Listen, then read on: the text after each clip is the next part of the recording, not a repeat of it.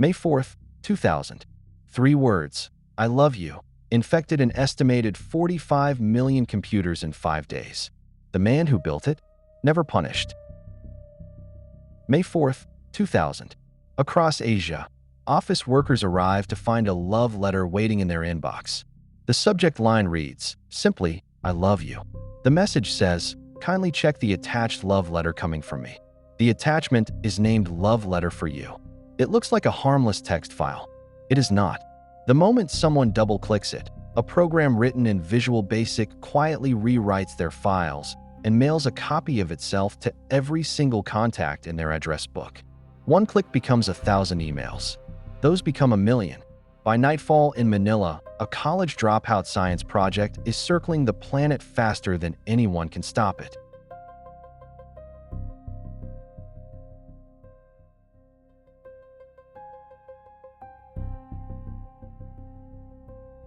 This is the story of the love bug, the I love you worm, the piece of code that, in May 2000, became the first true computer pandemic. It was not sophisticated. It was a few pages of a scripting language any hobbyist could read.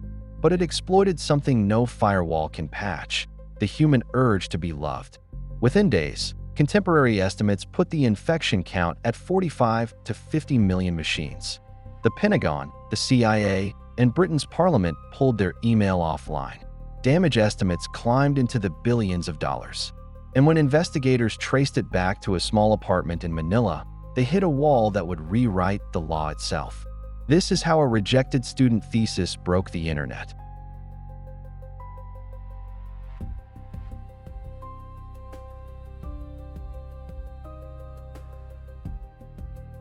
Chapter 1. The Student.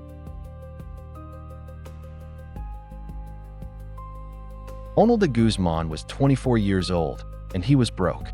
He lived in a cramped Manila apartment and studied computer science at AMA Computer College. His obsession was simple: internet access. In the Philippines in 2000, you paid by the hour for a dial-up connection, and de Guzman could not afford it. He came to believe, as journalist Jeff White later documented in his book Crime.com, that internet access should be a basic right, and that if he could not pay for it, he would simply take the passwords of people who could. For his undergraduate thesis, he proposed exactly that, a program to steal internet login credentials. The college rejected it outright. One evaluator noted that the school did not produce burglars. De Guzman never graduated, but he kept building. What began as a password stealer for free internet was about to mutate into the most destructive email ever sent.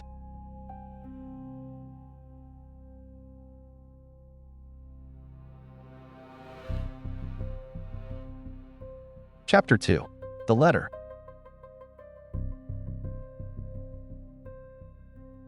Here is what made the love bug so devastating.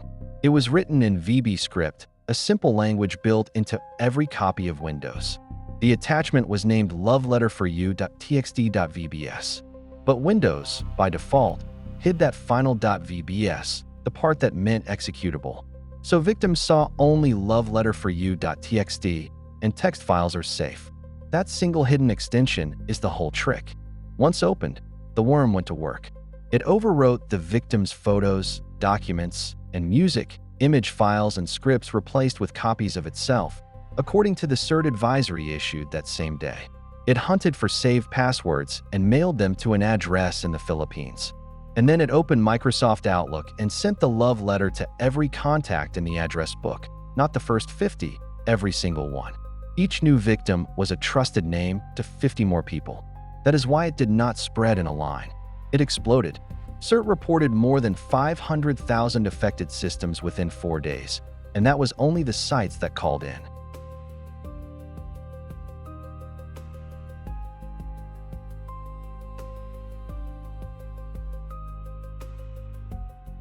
Chapter 3.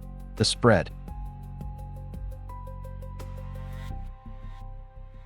The worm followed the sun.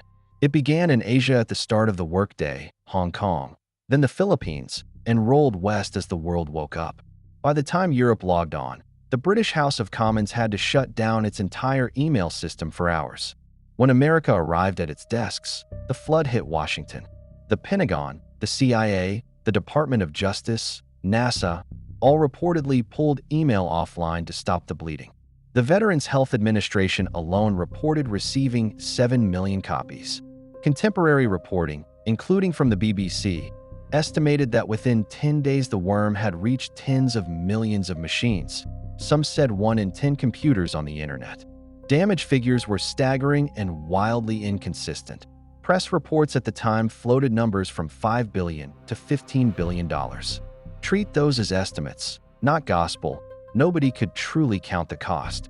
But everyone agreed on one thing: no virus had ever moved this fast.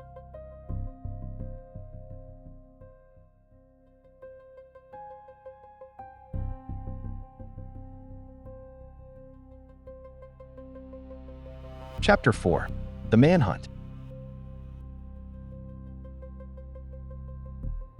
The worm carried its own return address. Buried in the code was an email account set up to receive stolen passwords, and a signature pointing to Manila and a group calling itself Soft. Investigators followed it straight to a Philippine internet service provider, then to an apartment in the Manila district of Pandacan. On May 8th, agents from the Philippine National Bureau of Investigation, working with the FBI, raided the flat. They first detained a man named Rionel Ramones. Attention soon turned to his partner, and to her brother, a quiet AMA dropout named Onel de Guzman. When de Guzman finally faced the press, flanked by a lawyer, he could barely look up. Asked if he had released the worm, he said only that it was possible he had, perhaps by accident. He was, by every account, the author. The world had its man, and that is exactly when the case fell apart.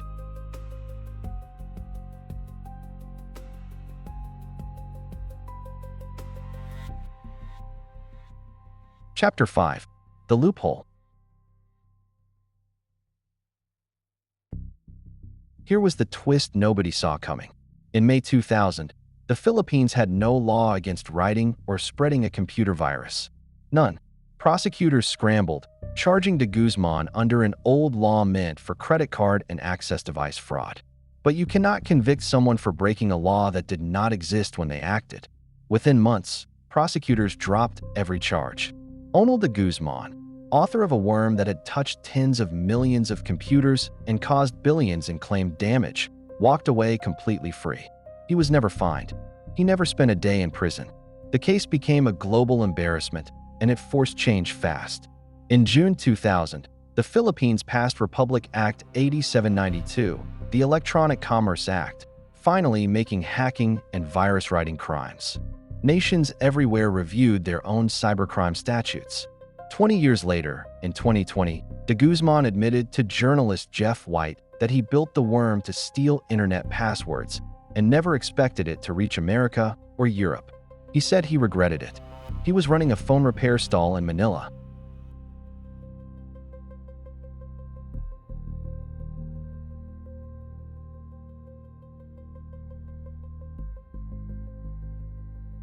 Nobody hacked those 50 million computers.